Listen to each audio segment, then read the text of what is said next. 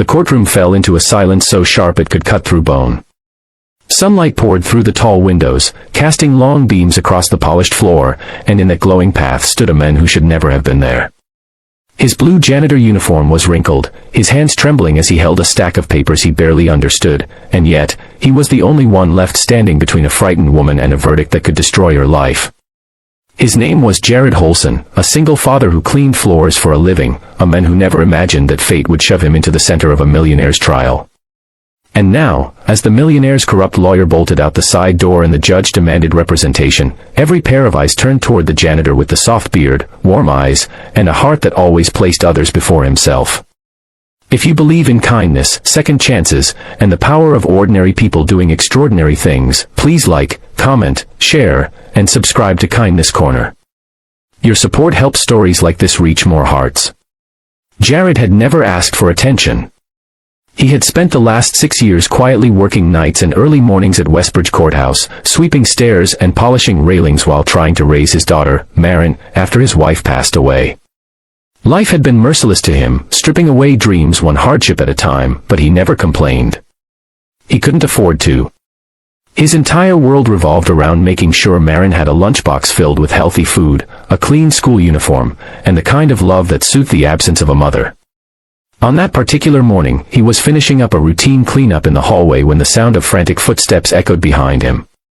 The millionaire defendant, Gregory Vance, had been accused of orchestrating a fraud scheme, exploiting dozens of families.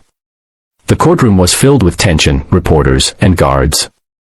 But Jared's attention wasn't on Vance.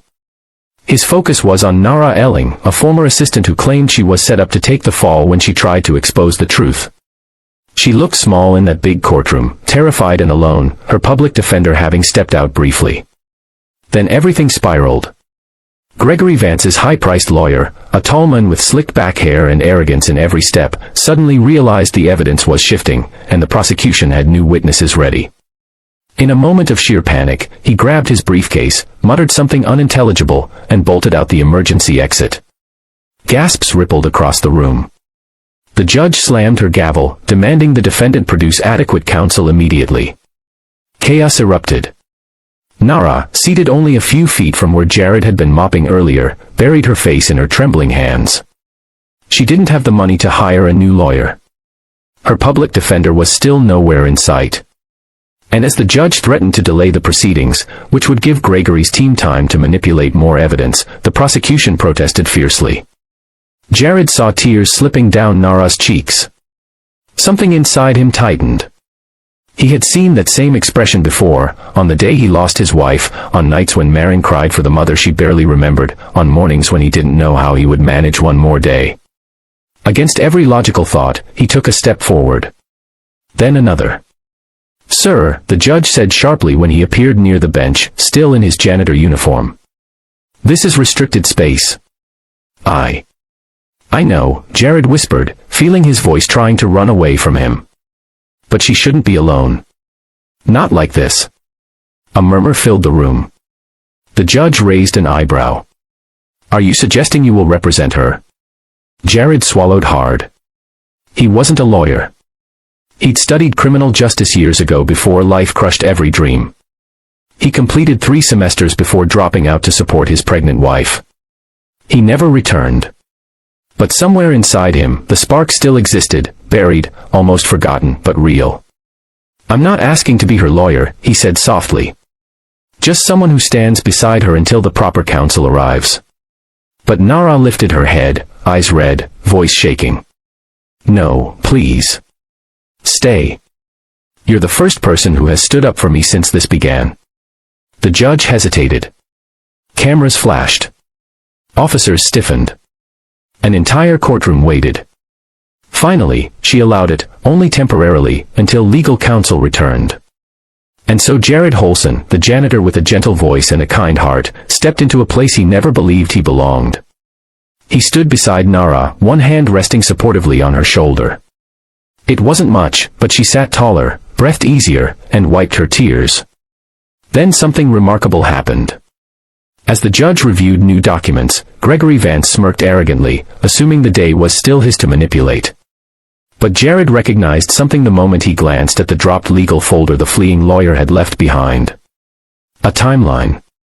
A forged signature. A conversation transcript handwritten in a style Jared had seen in the courthouse complaint files months before, handwriting belonging to one of Vance's own employees. A tremor ran through him. He asked permission to submit the paper as an observation, not legal argument, just a factual inconsistency. The judge allowed it. And in that moment, the courtroom shifted. The prosecutor's eyes widened. The judge leaned forward. The reporters started scribbling faster. They realized a critical piece of evidence had been overlooked, buried in piles of legal misdirection. Jared had noticed what trained lawyers had missed. Nara looked at him as if she were seeing sunlight for the first time in months. What followed in the next hour felt unreal. The public defender finally rushed in, breathless and apologetic, but by then Jared had already done the impossible. He had shifted the narrative, pointed out the deception, and helped uncover the truth. With the new evidence, the prosecution dismantled Vance's arguments. The judge ordered an adjournment to evaluate criminal charges against the millionaire for tampering. When the gavel fell, reporters weren't running after Gregory Vance. They were running after Jared. He didn't want interviews.